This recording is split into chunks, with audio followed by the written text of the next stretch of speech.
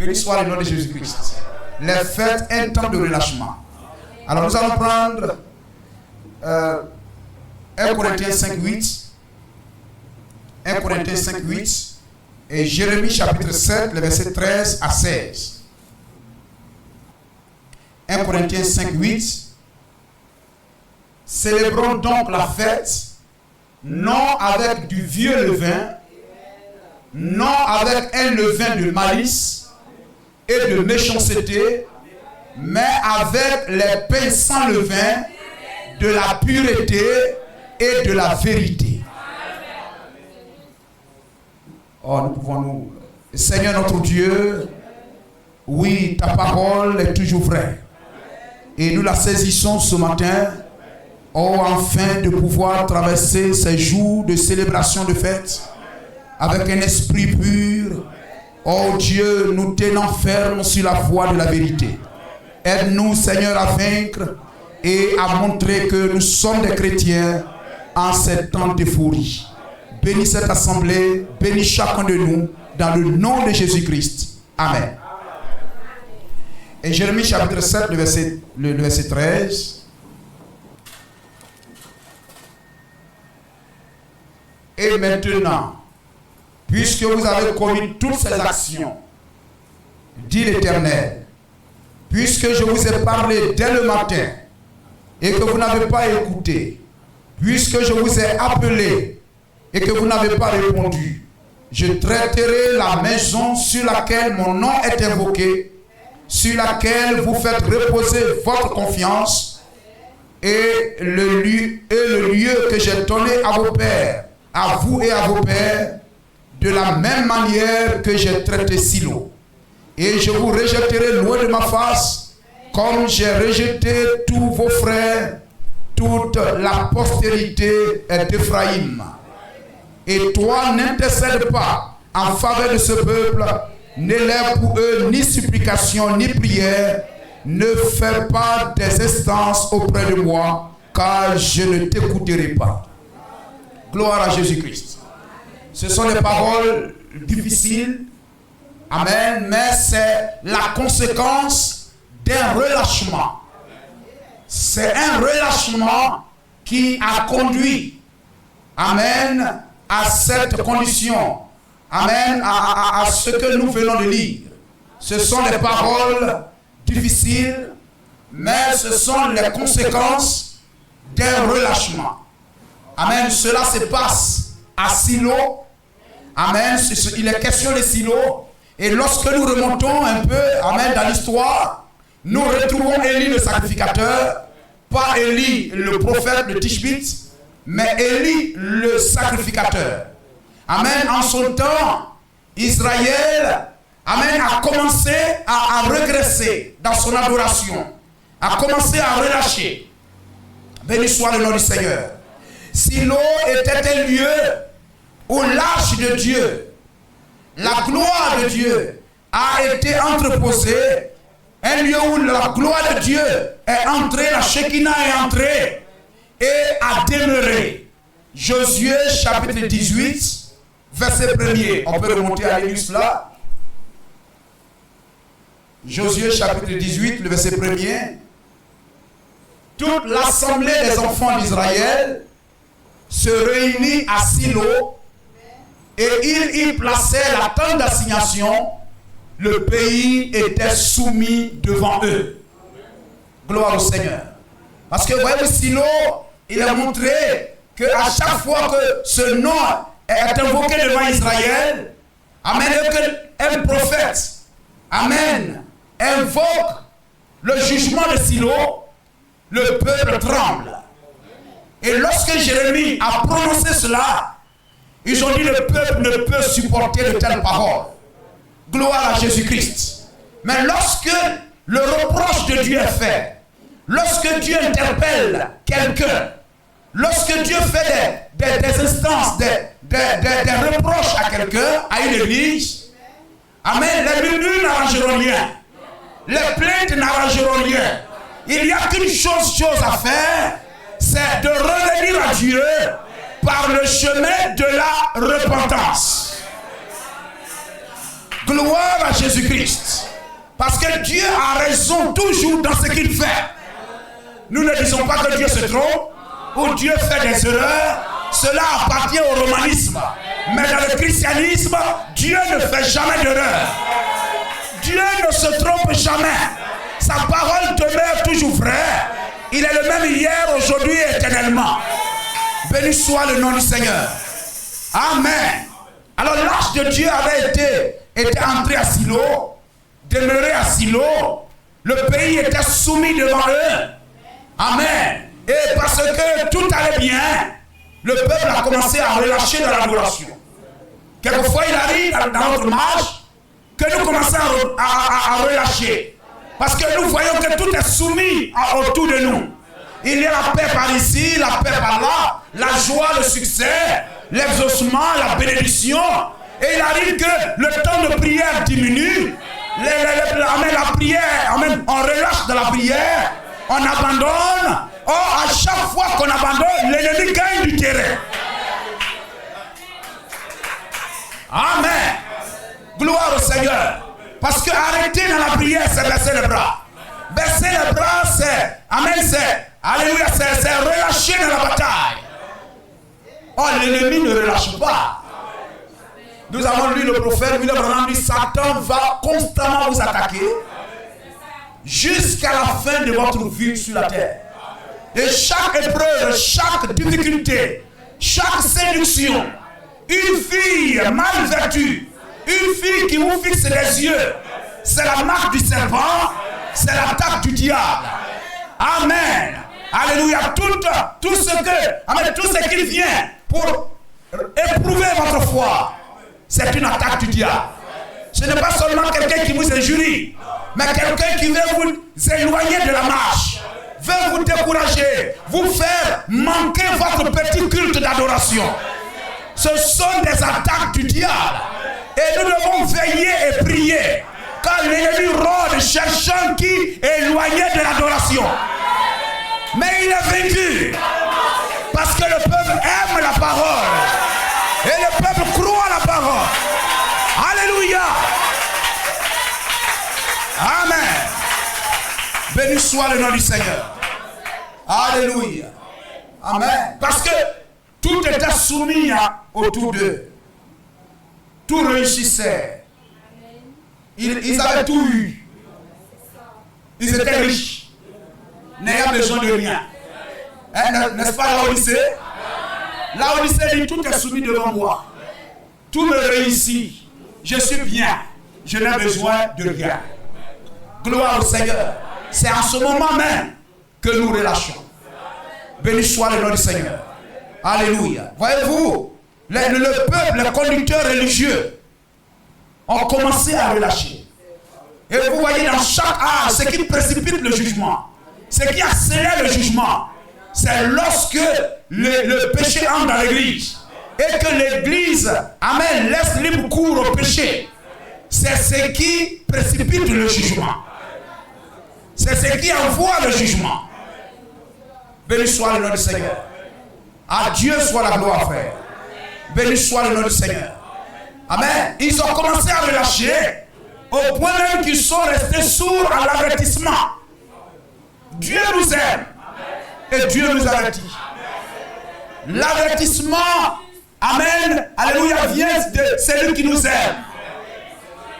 C'est celui qui t'aime qui t'avertit. Et ne combat pas la bouche qui t'avertit. La bouche qui t'avertit t'aime. Bénis cette main-là. Gloire à Jésus-Christ. Amen. Alléluia. Le vendredi, je parlais un peu, je suis rentré dans le foyer et tout ça. Mais parce que je vous aime. Alléluia. Gloire au Seigneur. Un chrétien ne peut pas, tu es un frère ou tu ne peux pas te réjouir de savoir que tu opprimes ta femme. Tu es conscient que tu opprimes ta femme. Amen. Tu fais. Amen. Tu trompes ton mari. Tu ne dois pas te réjouir. C'est la marque des âmes, c'est une marque démoniaque.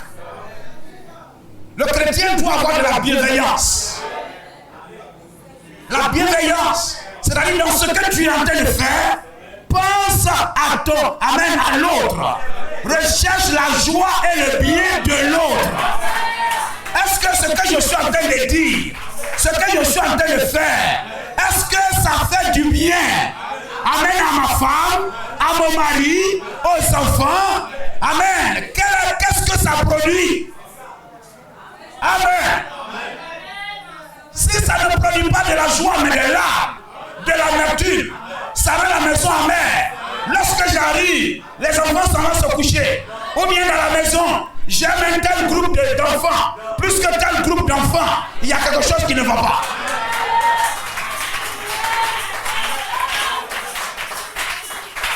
Gloire à Jésus-Christ. Béni soit le nom du Seigneur. Amen. L'homme dans le foyer, il est le pasteur. Il est le chef. Gloire au Seigneur. Amen. On ne le voit pas partout dans la maison. Mais il sort, il marche un peu. Il regarde à gauche, il regarde le visage d'un tel. Il regarde un peu un tel, etc. Il sonde un peu les temps et les circonstances. Amen. Tu es le pasteur. La femme, c'est l'église. La femme et les enfants, c'est l'église. Tu ne peux pas être un pasteur heureux, joyeux. Amen. Et le peuple n'est pas heureux, satisfait. C'est le pasteur qui bénit l'assemblée. Amen. Le pasteur est heureux parce que le peuple est heureux. Parce que vous savez la parole, je suis satisfait. Béni soit le nom du Seigneur. Et cela doit être ici dans le foyer. Est-ce que mon femme, ce que je suis en train de dire, est-ce que ce ne sont pas des griffes? Est-ce que ce ne sont pas des flèches? Est-ce que je ne suis pas en train de blesser? Amen. Gloire au Seigneur. Est-ce que je lui fais du bien? Mon bien-aimé, ma bien-aimée, est-ce qu'elle est? Est-ce qu'il est toujours le bien-aimé? Est-ce qu'elle est toujours ma bien-aimée? Tu es la couleur de la gloire. Est-ce qu'elle l'est toujours? Il faut qu'il y ait une unité, une attente, une communion. Ainsi Dieu va bénir ce foyer-là. Mais lorsqu'il y a des relâchements, gloire au Seigneur, on commence à oublier certaines choses. Le relâchement. On commence à ne plus prendre garde à certaines choses. Il y a des indicateurs. Le pays était soumis devant eux. Tout semblait réussi. Et amen, ils n'avaient plus de sujet de prière. Béni soit le nom de Jésus-Christ. Que nous ne parvenons point là. Au point que, lorsque Dieu qui les aime et qui nous aime, nous avertit, tu vis la chose, Dieu élève la voix à travers un envoyé, son serviteur, au lieu de te repentir, pour dire désormais, je marcherai bien. Ma bonne année, c'est Seigneur. Ce n'est pas donne-moi bonne année santé, mais donne-moi de marcher bien dans ta parole. Donne-moi d'être un chrétien bien. Que mon témoignage, au nom de Jésus-Christ, que l'église soit satisfaite de moi, ma femme soit satisfaite de moi, mon mari soit satisfait de moi, mes enfants soient satisfaits de moi. C'est mon vœu, Seigneur.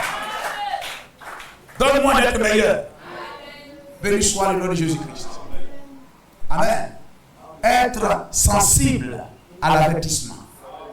Et ils ont relâché au point que même quand Dieu a envoyé quelqu'un pour les avertir, ils n'ont pas regardé au dos, mais ils ont regardé à l'homme. Et ils ont manqué l'avertissement. Si nous pouvons lire 1 Samuel chapitre 2, verset 27. Un homme de Dieu, amen, Élie avait relâché ses enfants, au point que l'église est devenue, amen, je peux dire, amen, n'importe quoi. Amen. Si c'était Israël, le reste du peuple, qui marchait mal, faisait ce qui est mal, cela retardait un peu la colère de Dieu. Mais lorsque les Lévites, amen, entrent dans la danse, cela accélère le jugement. le monde peut tomber dans l'homosexualité. C'est la prophétie. Mais lorsque l'Église accepte l'homosexualité, le jugement est à la porte. Gloire au Seigneur. Au jour de Noé, le monde peut être impudique. Aujourd'hui, leur fête, c'est de coucher avec une fille, coucher avec un garçon, boire du vodka, boire Kadhafi. Gloire au Seigneur. Ça, c'est le monde. Nous ne fêtons pas comme eux. Mais moi, je viens, je prends la parole. Et la parole, et la parole, et la parole. Mais lorsque le chrétien, le lévite, amen, dit nous acceptons l'homosexualité, il n'y a plus de temps, il n'y a plus de délai. Lorsque l'Église accepte l'impudicité, amen, les chrétiens, à minuit, pasteur, il faut arrêter tout là, on va aller s'amuser un peu. Nous ne sommes pas comme les funérailles à deux visages. Les funérailles à deux visages. Hein, faites votre culte là jusqu'à minuit, et puis à partir de minuit, c'est pour nous. Non, non, les chrétiens ne connaissent pas ça. Le chrétien n'a pas de visage. Il n'a qu'un seul visage. Et c'est Jésus-Christ. Amen, amen. Gloire à Jésus-Christ. Béni soit le nom du Seigneur. La parole, et la parole, et la parole. Amen. Béni soit le nom du Seigneur. Un homme de Dieu vint auprès de lui et lui dit: ainsi parle l'Éternel, ne me suis-je pas révélé à la maison de ton père lorsqu'il était en Égypte, dans la maison de Pharaon? Je l'ai choisi. Amen. Voilà, frère, vous voyez que nous sommes bien à des centaines d'années ici, mais Dieu parle à ce peuple, à Élie là, comme si Élie était en Égypte et qu'il est sorti aussi. Élie, il est né après. C'est-à-dire si aujourd'hui, nous commettons les péchés, nous désobéissons à ce que Paul a prêché. On ne dira pas, non, ça c'est Paul prêchait ça aux Corinthiens. Non, non, non, non, non. Dieu nous parlera aujourd'hui. Je vous ai fait sortir de Corinthe. Je vous ai fait sortir des Éphésiens. Amen. La même chose que ça concerne les gens aussi de Laodicée. Gloire à Jésus-Christ. Béni soit le nom du Seigneur. Ce que Dieu a dit par Paul nous concerne aujourd'hui. Le salut est dispensationnel. Ce qu'il a dit à Moïse là-bas concerne aussi les gens qui sont ici. Oh, Moïse est mort, les grands-pères, l'arrière sont morts il y a longtemps. Béni soit le nom du Seigneur. Amen. Ainsi, que Dieu nous aide. Ainsi parle l'Éternel, ne me suis pas révélé à la maison de ton père lorsqu'il était en Égypte, dans la maison, amen, de Pharaon. Je l'ai choisi parmi toutes les tribus d'Israël pour être à mon service dans le sacerdoce, pour monter à mon autel, pour brûler le parfum, pour porter le feu devant moi. Et j'ai donné à la maison de ton père tous les sacrifices consumés par le feu et offerts par les enfants d'Israël. Pourquoi foulez-vous aux pieds mes sacrifices et mes ordonnances? Paul a dit fuyez l'impudicité. C'est Dieu qui parle. Mais pourquoi l'Église va fouler ça aux pieds pour marcher dans l'impudicité? On ne dira pas non, ça c'est Paul qui a prêché ça pour les gens. Non, ça nous concerne. Le chrétien ne va pas aller chercher femme pour 31. Allez boire un verre de Koutoukou pour 31. Quelquefois 31 ne viennent pas à l'église. Vous allez où? Non, frère. Quelquefois ces fêtes arrivent pour nous mettre à l'épreuve, pour nous tester, pour voir quel est notre degré de spiritualité.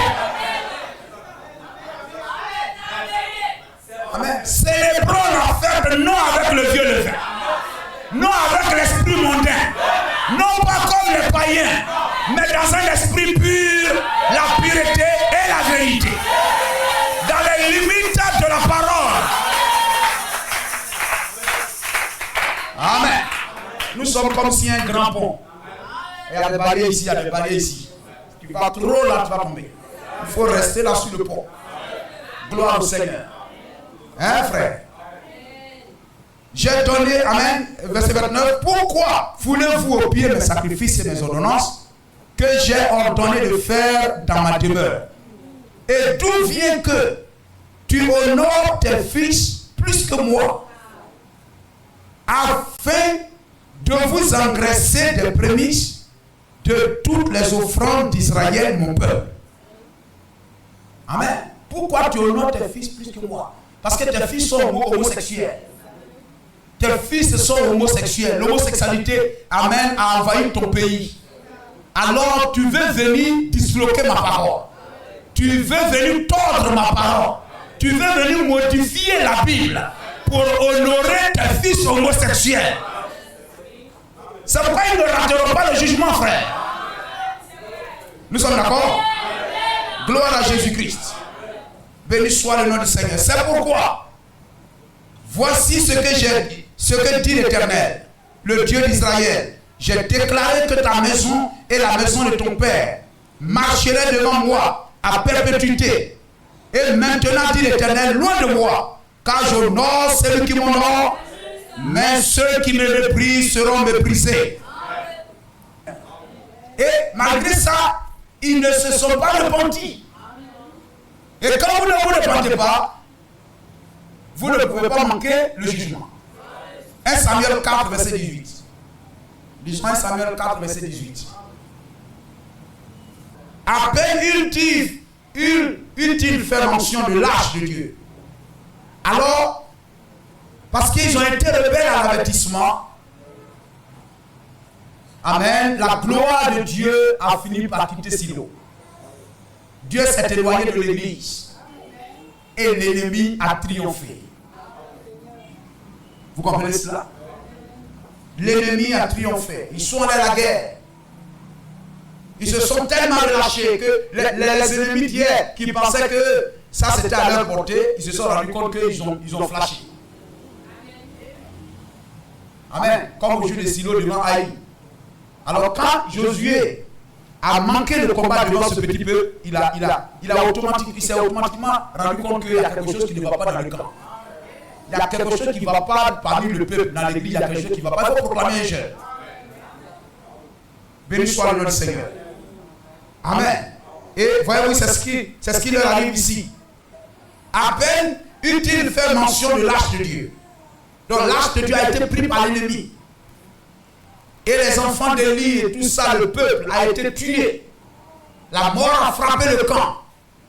Parce qu'ils se sont relâchés. Et quand Dieu est venu les avertir de ce relâchement, ils se sont fâchés contre le prédicateur. Alors l'arche a été prise. Mais ils croyaient pécher et bénéficier toujours des mêmes grâces. Quelquefois c'est ça notre affaire. Je marche et je vis comme je veux, mais je veux bénéficier des mêmes salaires, des mêmes privilèges que celui qui s'efforce à vivre bien. Vous faites ce que vous voulez, vous vous relâchez, amen, etc. Vous rejetez l'avertissement, vous refusez de vous repentir, mais cependant, vous voulez que l'arche continue à vous délivrer. Ils ne pensaient pas que l'arche de Dieu pouvait être prise. Non, frère, l'obéissance garde le pays. La fidélité à la parole garde le pays. Votre obéissance à la parole gardera votre maison. Ce n'est pas un vigile que vous mettez à votre porte pour surveiller votre maison, mais c'est l'obéissance à la parole de Dieu, obligeant les anges à camper autour de votre vie. Aucune sécurité humaine ne peut prévaloir. Dieu seul est notre sécurité. Moi, l'Éternel, je te garderai. Je veillerai sur toi comme la prunelle de mes yeux. Je te graverai dans la paume de mes mains. Amen. Si moi je ne te garde, celui qui te garde veille en vain. Amen. Est-ce que nous le croyons? L'Assemblée dit Amen. Il désobéissait, mais cependant, il voulait toujours jouir des mêmes grâces. À peine, et ils sont venus dire, quand ils sont allés là-bas, l'ennemi a commencé à les vaincre. Il dit, allons chercher l'arche de Dieu. Quand on voyait l'arche là, l'arche lui-même va faire guerre.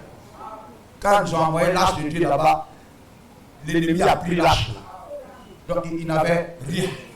Le Saint-Esprit a quitté l'église. À peine Élie était assis là, il attendait de bonnes nouvelles. Et ils sont venus lui dire, l'arche a été prise. Donc toi, tu es prédicateur maintenant de maison.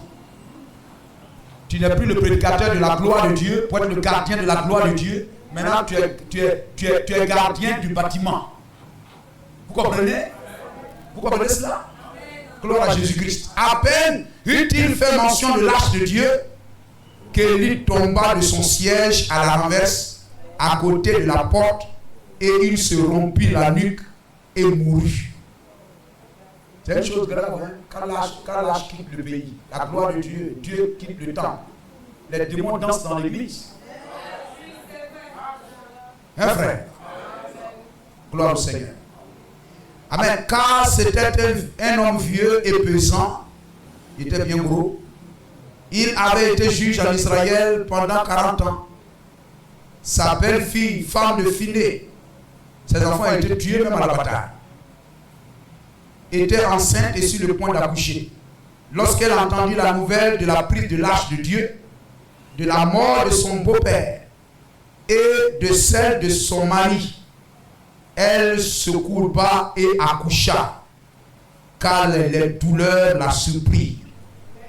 Comme elle allait mourir, les femmes qui étaient auprès d'elle lui dirent, ne crains point, car tu as enfanté un fils. Mais elle ne répondit pas et n'y fit pas attention. Elle appela l'enfant Ichabod, en disant, la gloire est bannie d'Israël.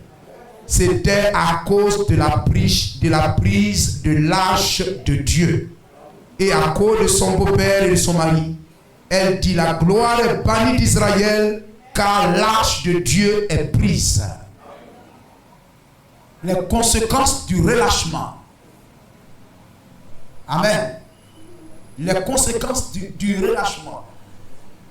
Vous négligez certaines choses et vous allez arriver à un moment de votre marche, de votre vie chrétienne, que vous devenez tout sec. Vous êtes comme dans un désert. Vous allez chercher même des mots de prière comme escargot. C'est rare, très rare. Pendant que avant vous priez aisément, vous allez vous rendre compte que ce n'est plus vous. Gloire au Seigneur. Amen. Il faut veiller. Amen. Et voyez-vous, ce qui amène le relâchement dans la vie des hommes, et pour beaucoup aussi des chrétiens, ce sont les fêtes. Les fêtes sont un temps où on met Dieu entre parenthèses. On met Dieu entre parenthèses. C'est un moment où on laisse libre cours au péché. Je vais pécher un peu quand même. Mais la Bible, il viendra au moment où vous ne vous y attendez pas. Il viendra comme un voleur. Donc comme il viendra comme un voleur, peut-être par la mort. Mais le chrétien doit savoir ces choses afin de faire attention. L'ennemi n'arrête pas de rôder pendant les fêtes. Il rôde toujours. C'est nous qui nous éloignons de la parole. Mais l'ennemi, quand il y a la fête, il se réjouit parce que c'est un temps où ils vont attraper beaucoup. Amen. Mais gardons la parole. Gardons la parole. Les fêtes sont un temps de relâchement. Derrière les fêtes, il y a des esprits qui emportent les gens dans les extravagances, dans la débauche sexuelle, dans la boisson, dans les musiques. Quelquefois, les chrétiens, ils s'étaient forcés d'écouter les cantiques un peu, mais pendant les fêtes, il va chercher à tricher un peu. Aller parmi des amis où la musique là sonne le boum boum. Vraiment, tout est, etc. Non, c'est aujourd'hui seulement. Il faut faire attention. Amen. Il faut savoir qui tu es. Pourquoi eux, ils ne viennent pas vers nous? Et puis c'est nous, on va vers eux. C'est pas normal. Il faut refuser cette situation-là. Il faut refuser cette influence. Gloire au Seigneur. C'est cela. La manière dont le chrétien aborde, je peux dire celui qui se dit chrétien, aborde les faits, révèle, témoigne de son état spirituel. Nous n'aborderons pas cela, comme Paul le dit dans 1 Corinthiens 5:8, avec le vieux levain, comme le monde le fait. Gloire au Seigneur. Nous ne faisons pas cela comme les païens, dans leur folie, etc. Gloire au Seigneur. Amen. Car il viendra à tout moment. Il faut être prêt à chaque instant. Nous allons lire le prophète pour terminer. Dans Présumé, prêché le 17 1er mois 62, paragraphe 56. Vous suivez? Et voici le nouvel an. Voici le nouvel an est là. N'est-ce pas? Après que le nouvel an est arrivé, eh bien, généralement, les gens organisent tous une grande fête de nouvel an. Et puis, pendant cette fête de nouvel an, ils prennent tous part à une grande beuverie vers minuit. Je suppose qu'ils mettent à mort leurs péchés pour les oublier tous. Et ce qu'ils ont fait au cours de l'année, ils s'enivrent tellement qu'ils oublient tout au sujet de leurs péchés. N'est-ce pas? C'est ce qui arrive, frère. Je pense qu'ils présument que c'est ainsi qu'on se débarrasse des péchés. Mais ils ont tort. Ils ne font que pécher davantage. Parce qu'ils pensent que comme tout le monde a de boire, lui aussi il boit, là Dieu ne compte pas. Non. Dieu n'est pas dans ces choses. Je le dis souvent, le jour d'aujourd'hui là, ça sera la même chose que hier. Que demain, c'est la même chose que hier. C'est nous, on a dit qu'aujourd'hui là c'est 31. C'est pas ce calendrier grégorien ou bien romain ou bien quoi, qui a dit aujourd'hui là c'est 31. Sinon Dieu n'a pas dit qu'aujourd'hui là c'est 31. C'est nous on a choisi de dépenser, d'aller coudre ceci, sinon Dieu n'a pas dit ça. Donc le chrétien ne doit pas aller comme les païens. Ils ne font que pécher davantage. Vous ne pouvez pas redresser quelque chose en commettant une autre erreur.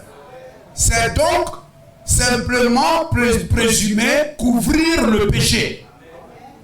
Je me demande ce que pensent les gens quand est le plaisir de boire, ce qu'ils appellent plaisir. Quand le whisky entre dans le corps. Ah, le prophète est un grand prophète. Alléluia. Amen.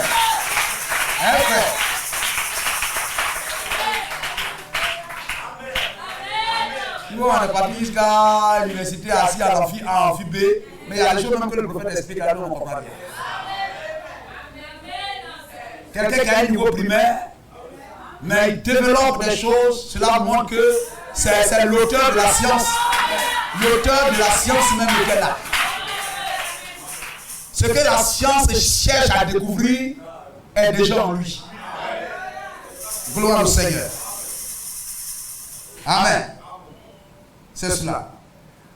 Quand le whisky entre dans le corps, cela réchauffe le sang au point que cela affecte l'esprit, le cerveau et on devient étourdi. Votre esprit devient tellement brouillon qu'avec la chaleur de cet alcool, dans votre système sanguin, les médecins disent que cela étourdit simplement votre esprit. Eh bien, s'il y a dans votre corps une maladie qui rend votre esprit étourdi, vous chercherez chaque cabinet de médecin dans la ville pour trouver quelque chose afin de vous en débarrasser. N'est-ce pas? Donc le chrétien doit se débarrasser du whisky, de l'alcool. Il y a les chrétiens qui boivent, même dans le message, il y en a qui boivent. On dit non, il faut prendre un verre. Le message est notre absolu. William Branham est notre pasteur. Et le croyant doit être à 100% derrière son pasteur. Et si William Branham dit de ne pas boire, le pasteur dit de ne pas boire, l'assemblée dit Amen.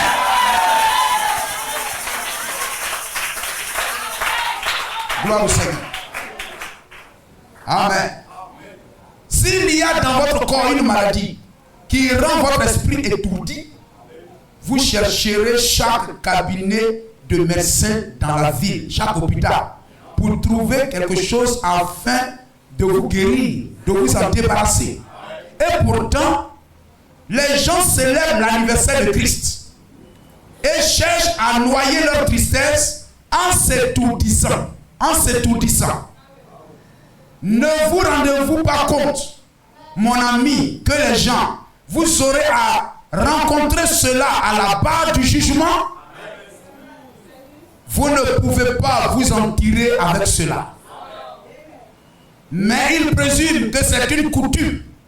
C'est une coutume normale, ici dans le pays, de s'étourdir à la veille de la Noël, le soir et la veille de Nouvel An. Le soir, s'étourdir en buvant. Hein, frère? C'est le prophète qui parle. L'homme qui ne se trompe pas. C'est le prophète. Le prophète ne connaît pas d'erreur. C'est le prophète. Amen. Il pose le diagnostic. Il nous prescrit l'ordonnance. Il faut prendre ça et puis Amen. C'est-à-dire que tu avales. Gloire au Seigneur. Donc le chrétien n'est pas dans les 31 comme les païens sont dans les 31. Béni soit le nom du Seigneur. Chaque 31 me rapproche de Jésus-Christ. Me rapproche de sa venue. Peut-être sa venue dans ma vie, c'est la mort. Un accident va me prendre quelque part. Quelque chose va me prendre une maladie quelque part. Chaque 31, je me rapproche. Ainsi, Seigneur, donne-moi de mettre plus ma vie en ordre encore. Gloire au Seigneur. Alléluia. Je ne fais pas 31. Wow, banger, boum. 31. Non. Mais je prends conscience que je me rapproche de la fin. Les cheveux blancs deviennent nombreux. Gloire au Seigneur. On t'appelait jeune homme, maintenant on t'appelle tanti.